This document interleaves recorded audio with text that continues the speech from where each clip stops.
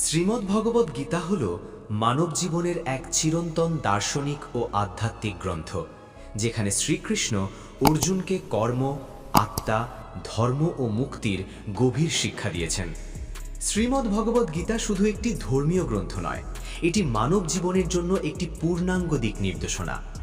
কুরুক্ষেত্রের যুদ্ধক্ষেত্রে যখন অর্জুন কর্তব্য, আবেগ ও নৈতিক দ্বন্দ্বে বিভ্রান্ত হয়ে পড়েন, তখন শ্রীকৃষ্ণ তাকে আত্মার প্রকৃতি, কর্মের সত্য অর্থ এবং জীবনের চূড়ান্ত লক্ষ্য সম্পর্কে শিক্ষা দেন।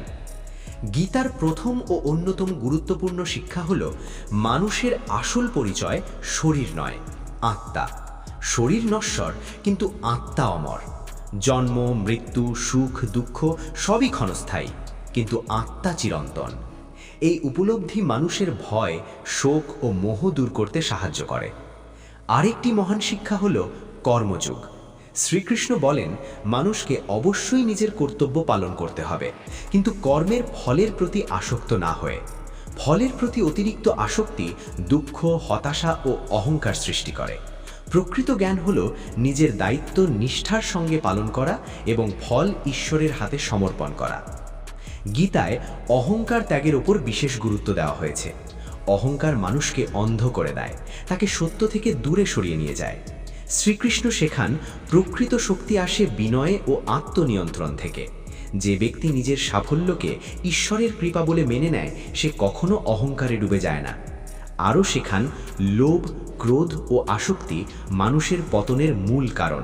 লোভ মানুষকে অন্যায় পথে ঠেলে দেয়, ক্রোধ বিবেক নষ্ট করে, আর অতিরিক্ত আসক্তি আত্মার স্বাধীনতাকে বন্দী করে ফেলে। যে ব্যক্তি এই তিনটি দুর্বলতাকে নিয়ন্ত্রণ করতে পারে, সে প্রকৃত শান্তি লাভ করে। ভক্তিযোগ গীতার আরেকটি গুরুত্বপূর্ণ দিক।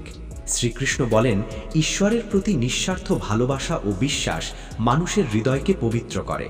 যখন মানুষ নিজের সমস্ত কাজ ঈশ্বরকে অর্পণ করে, তখন জীবনের বোঝা হালকা হয়ে যায় এবং অন্তরে গভীর শান্তি আসে।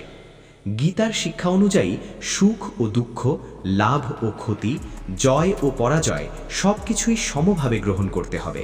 যে ব্যক্তি জীবনের প্রতিটি পরিস্থিতিতে সমতা বজায় রাখতে পারে, সেই প্রকৃত যোগী। কারণ জীবনের পরিবর্তন অনিবার্য, কিন্তু আত্মার স্থিরতা বজায় রাখাই প্রকৃত জ্ঞান। শ্রীকৃষ্ণ আরও বলেন, নিজেকে জয় করাই সবচেয়ে বড় বিজয়। বাইরের শত্রুর চেয়ে ভিতরের শত্রু কাম, ক্রোধ, লোভ, মোহ অনেক বেশি শক্তিশালী। যে ব্যক্তি নিজের মনকে নিয়ন্ত্রণ করতে পারে, সেই প্রকৃত বীর। গীতা মানুষকে শেখায়, নিজের ধর্ম ও কর্তব্য থেকে পালিয়ে যাওয়া কখনোই সঠিক নয়। কঠিন পরিস্থিতিতেও সত্য ও ন্যায়ের পক্ষে অবিচল থাকা উচিত, কারণ ন্যায়ের পক্ষে দাঁড়ানোই প্রকৃত ধর্ম।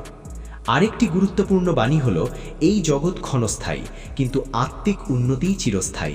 ধন, সম্পদ, ক্ষমতা সবই সাময়িক, কিন্তু জ্ঞান, চরিত্র ও ভক্তি মানুষের সঙ্গে চিরকাল থাকে। গীতায় বলা হয়েছে, জ্ঞানযোগ হল অজ্ঞতা দূর করার পথ। প্রকৃত জ্ঞান মানে কেবল বইয়ের তথ্য নয়, বরং আত্মাকে উপলব্ধি করা এবং সত্যকে হৃদয়ে ধারণ করা। জ্ঞান মানুষকে ভয়, মোহ ও বন্ধন থেকে মুক্ত করে। শ্রীকৃষ্ণ শেখান, যে ব্যক্তি সকল জীবের মধ্যে ঈশ্বরকে দেখতে শেখে, সে কখনো কাউকে ঘৃণা করতে পারে না। এই দৃষ্টিভঙ্গি মানুষকে করুণা, দয়া ও বিশ্ব ভ্রাতৃত্বের পথে পরিচালিত করে। গীতার একটি গভীর শিক্ষা হল, জীবনের প্রতিটি কাজকে সাধনা হিসেবে গ্রহণ করা। পড়াশোনা, কাজ, পরিবার, সেবা সবকিছুই যদি নিষ্ঠা ও পবিত্র মন নিয়ে করা হয়, তবে সেটাই আধ্যাত্মিক সাধনা হয়ে ওঠে। গীতা আমাদের শেখায়, অতীত নিয়ে দুঃখ না করা, ভবিষ্যৎ নিয়ে অতিরিক্ত চিন্তা না করা, বরং বর্তমানকে সঠিকভাবে ব্যবহার করা।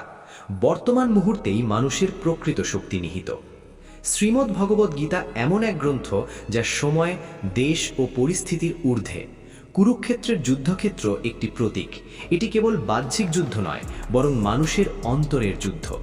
অর্জুনের দ্বিধা, ভয় ও বিষণ্ণতা আসলে প্রতিটি মানুষের জীবনের সংকটময় মুহূর্তের প্রতিচ্ছবি। এই সংকটে শ্রীকৃষ্ণ যে শিক্ষা দেন, তা আজও সমানভাবে প্রাসঙ্গিক। গীতার গভীরতম প্রশ্ন হল, আমি কে? শ্রীকৃষ্ণ স্পষ্ট করে বলেন, মানুষ শরীর নয়, মনও নয়, সে হলো আত্মা। শরীর জন্মায়, জীর্ণ হয় ও নষ্ট হয়, কিন্তু আত্মা অবিনশ্বর। এই উপলব্ধি মানুষের ভয় ও মৃত্যু ভীতি দূর করে। যখন মানুষ নিজেকে কেবল শরীর মনে করে তখন সে ক্ষতি, অপমান ও মৃত্যুকে ভয় পায়, কিন্তু আত্মজ্ঞান মানুষকে স্থির ও নির্ভীক করে তোলে। আত্মাকে জানা মানে দায়িত্বহীন হওয়া নয়, বরং এটি মানুষকে আরও সচেতন করে। কারণ যে জানে সে অমর আত্মা, সে নিজের কাজকে হালকাভাবে নেয় না, বরং ধর্ম ও ন্যায়ের পথে দৃঢ়ভাবে দাঁড়ায়। গীতার অন্যতম বিপ্লবী শিক্ষা হল কর্ম করো, কিন্তু ফলের আসক্তি ত্যাগ করো। শ্রীকৃষ্ণ কখনো কর্ম ত্যাগের কথা বলেননি। তিনি বলেছেন কর্ম অনিবার্য, কিন্তু দুঃখের মূল কারণ কর্ম নয়, বরং কর্মের ফলের প্রতি অতিরিক্ত আসক্তি।